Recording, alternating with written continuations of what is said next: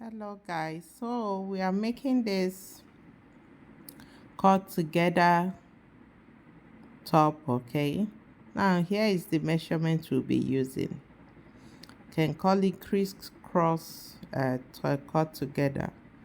Now here is the measurement we'll be using. All right, shoulder, bust, waist, hip. You can pause the video, all right, to go through my measurement. Now the 16 inches I added is yours can be up to 10, 12. You can see how free the top is. So first thing first, I'm cutting the back. All right, now what you do is fold this fabric. Paper is folded into two. Okay, that means fold your fabric into two. The paper is folded into two. You've already seen our calculation. I'm starting with my basic shoulder, which is 8 first. All right, the basic shoulder 8, and the sleeve length. The sleeve length, I'm going for 16, but the paper cannot contain it, so I'm going for 10. So the shoulder and the sleeve length gives us 18 in total. All right, now once I mark 18, the next thing to mark is my half length and blouse length.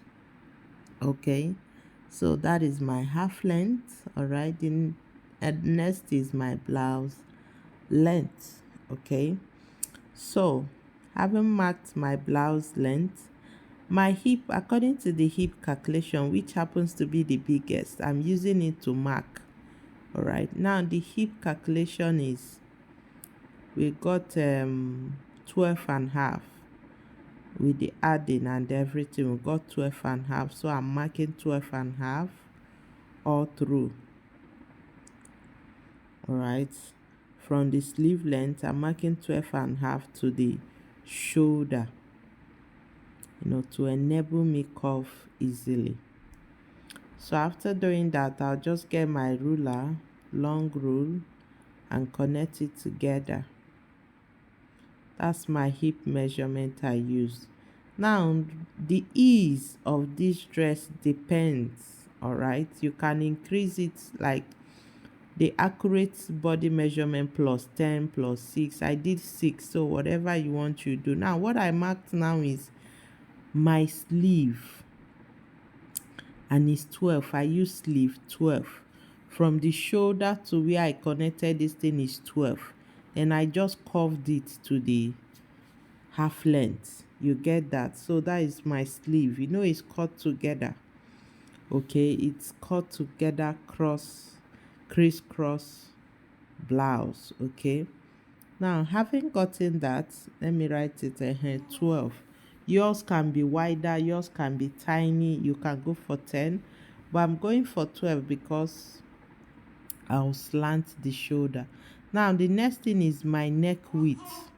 Okay, my neck width, remember it is turtleneck collar. Sorry, the neck is band. All right, so I'm going for 3. My neck width for this dress is 3. Then after that, I measured my sleeve.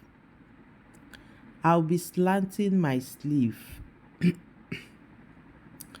I'll be slanting my sleeve. Now some don't like slanting, but I like whenever I'm cutting cut together to slant the sleeve. Okay, yeah, so this how it is. You can see how I slanted the shoulder. Okay, I slanted it by 2 inches.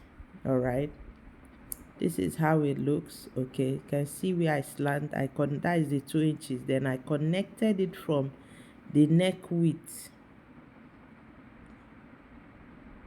I connected it from the neck width. All right,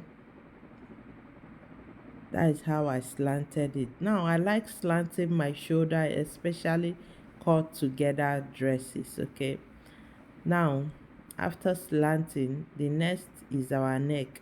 Now the neck of this cut together blouse is it has collar. All right, so we'll be going for 3 instead of 3 and a half.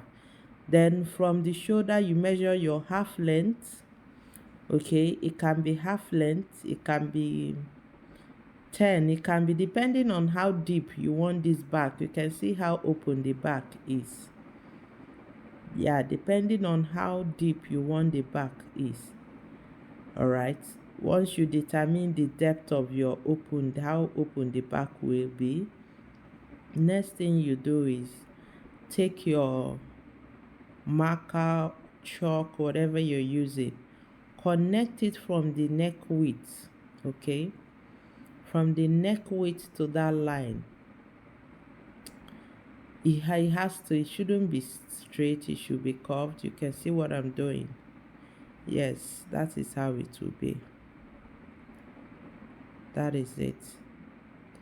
This is what we have. Okay, this is how it will look.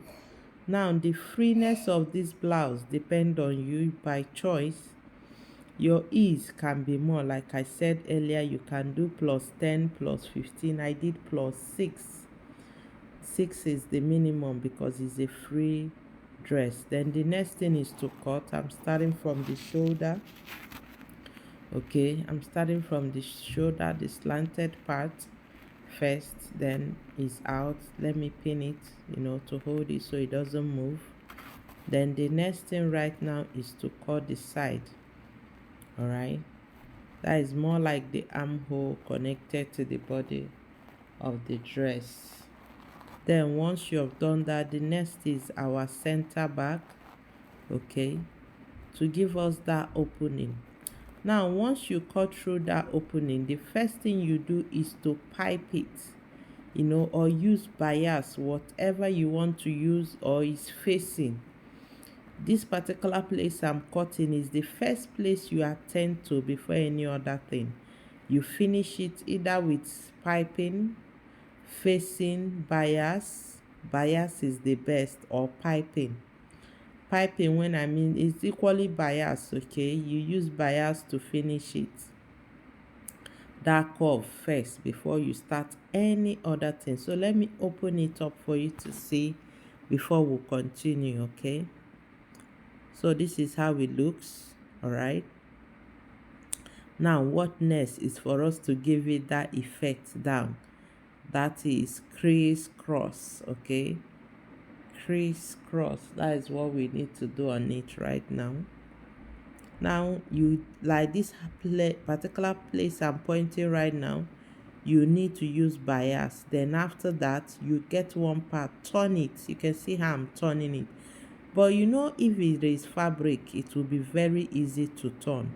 But because it's fabric, because it's paper, it's looking this way. All right, so that is how it will look when you turn it, and you still get the same effect.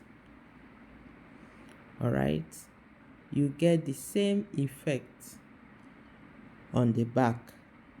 So this is it. So if you want me to